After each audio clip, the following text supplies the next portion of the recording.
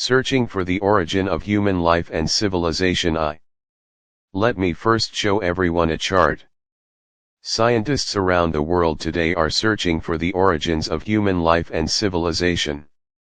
However, the Earth is 4.6 billion years old, while the history we know only spans 5,000 years. Therefore, it is simply impossible to trace back that far directly. We can only rely on archaeological discoveries in hopes of finding clues. I have been sharing information with everyone here for many years, including memories that I have passed down for others to understand. There are many things I can only keep to myself for now. Only when I find supporting evidence and physical artifacts can I combine them with my memories to share with everyone, in order to restore the missing gaps in prehistoric history. Therefore, I first created the chart shown above.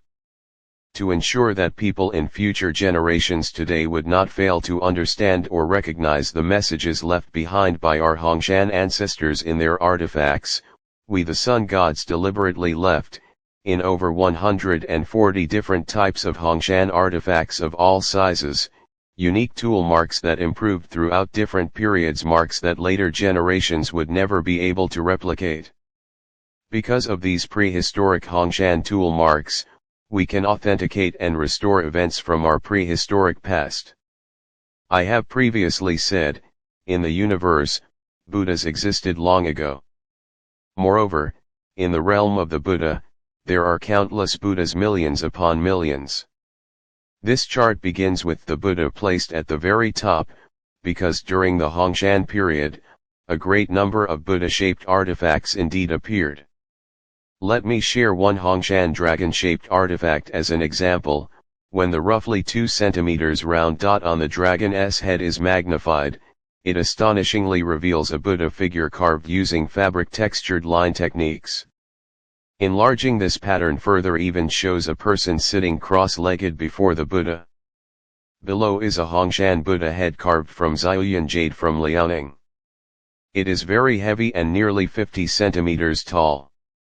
Among many Hongshan relics, countless Buddha-shaped artifacts have appeared. Therefore, the existence of Buddha predates what humanity currently knows. I say, the first generation of extraterrestrials were emissaries sent by the Buddha to cultivate life on Earth. The first generation of sun gods arrived on Earth 400 million years ago. Why 400 million years? Because when we speak of 1.6 billion years today, there is simply no way to prove it for now. Carbon-14 dating can only measure up to 50,000 years. Anything beyond that is undetectable. The only way to prove that our Hongshan ancestors arrived on Earth 400 million years ago is through Hongshan petrified jade. This piece of petrified jade still preserves plant fibers. It takes at least 400 million years for organic material to fossilize into jade. Therefore, it proves that at least 400 million years ago, the first generation of Hongshan sun gods had already appeared on Earth. Life began during this time, and the first generation of sun gods were said to come from the Big Dipper, specifically, a group of horned dragon race extraterrestrials. They used their own genes and collected genes from life forms of other planets to begin creating life on Earth. They created giants and dinosaurs. The proportion between giants and dinosaurs was similar to the proportion between humans and dogs today. Thus, giants lived among dinosaurs and led them. Today, we can find many dinosaur fossils around the world, proving dinosaurs did indeed exist in prehistoric times. As for giants, numerous pieces of evidence have long been discovered abroad. These giants appeared on Earth alongside dinosaurs, and they were intelligent upright beings. Their skull foreheads were flat. These life forms were created based on the sun god's highest deity, the Buddha. But unfortunately, once giants and dinosaurs existed, they soon became uncontrollable. Giants and dinosaurs quickly became the dominant rulers of the land. Dinosaurs practiced survival of the fittest and even devoured the entire first generation of sun gods. Thus, the first group of sun gods was completely wiped out and lost contact. Earth became a terrifying and extremely dangerous place where no extraterrestrial beings could survive. About 100 million years ago, the Buddha sent a second group of sun gods to Earth to search for the first generation. When the second group arrived, they already knew dinosaurs were too numerous and enormous. Thus, they chose a mountaintop near Beijing as their landing point, today known as Gyeongju. To this day, archaeologists have been unable to determine when Gyeongju was built.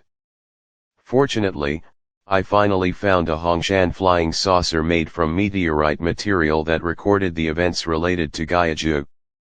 Therefore, by following this chart and the Hongshan artifacts, we can trace the origins and gradually restore prehistoric truth. This chart only records events prior to the opening of the Pangu era. As for Hongshan Buddha artifacts, there are truly many, too many to count.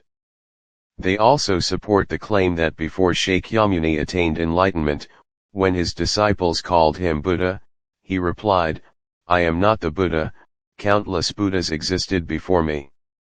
Only those who study Hongshan culture can uncover more of these Hongshan Buddha artifacts to validate this truth. Dinosaurs also indeed existed during the Hongshan period, and our Hongshan ancestors carved many artifacts representing them. Thus, we should use this chart to collect more Hongshan artifacts from different periods to match and verify each stage. Next time, I will provide more evidence concerning the second generation of sun gods and the second chart.